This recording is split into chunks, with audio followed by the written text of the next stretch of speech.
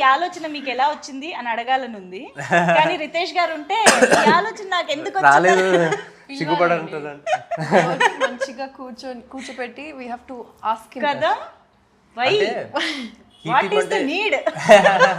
ఈ టీమ్ అంటే మీరు మరోలా అర్థం చేసుకోకండి, ఇది మగాళ్ళకి సంబంధించింది కాదు, it's just high emergency team. అర్థమైంది, led by she team. Correct. So ఇక్కడ కూడా he team is also led by she team. And ఈ సినిమాలో కూడా ఇక్కడ సేఫ్టీ లేదు.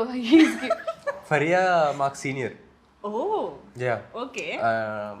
మా తను ఈ టీంలో మాకంట హైయర్ ఏజెంట్. ఇంతకీ హీ టీమ్ ఏం చేస్తూ ఉంటుంది, దేని గురించి ఇది? బేసిక్గా అంటే సిచ్యువేషన్స్ లైక్ ఏమైనా మర్డర్స్, హాస్టేజెస్, కిడ్నాప్స్, ఇలాంటి ఎక్స్ట్రీమ్ ఎమర్జెన్సీ ఉన్న సిచ్యువేషన్స్ డీల్ చేస్తాం. ఫస్ట్ పార్ట్ లో వచ్చిన ఎక్స్పీరియన్స్ తో మీరు ఏకంగా ఒక ఆర్గనైజేషనే పెట్టేసుకున్నారు. కానీ ఫస్ట్ పార్ట్ లో పావుల శ్యామల గారి క్యారెక్టర్ దగ్గర నుంచి, అగత్య దగ్గర నుంచి అందరివి ఎంత స్టాండ్ అవుట్ అయ్యాయి అంటే we can remember each of their dialogues, body language, performance, everything. So అలా ఈ సినిమాలో అఫ్ కోర్స్ రిపీటెడ్ గా మీరు, సత్య గారు, ఇలా కొన్ని క్యారెక్టర్స్ కనిపిస్తూనే ఉన్నాయి. ఈ పార్ట్ లో మాత్రమే హైలైట్ అయ్యే ఇంకా అలాంటి క్యారెక్టర్స్ గురించి చెప్పండి. అవ్వబోయే అజయ్ గారు ఒక చాలా మంచి పాత్ర వహించారండి. అంటే ఆయన ఫస్ట్ పార్ట్లో జస్ట్ అలా వచ్చి వెళ్ళిపోతారు. అవును.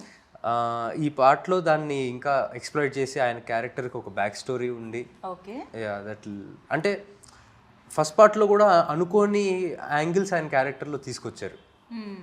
So that will be a highlight. Wow. So extension ఉంటుందా పార్ట్ 1 నుంచి దీనికి? యా, అదే స్టోరీ, అవే క్యారెక్టర్స్, అంటే ఆ కథలోంచి ఇందులోకి వచ్చిన వాళ్ళే వీళ్ళు.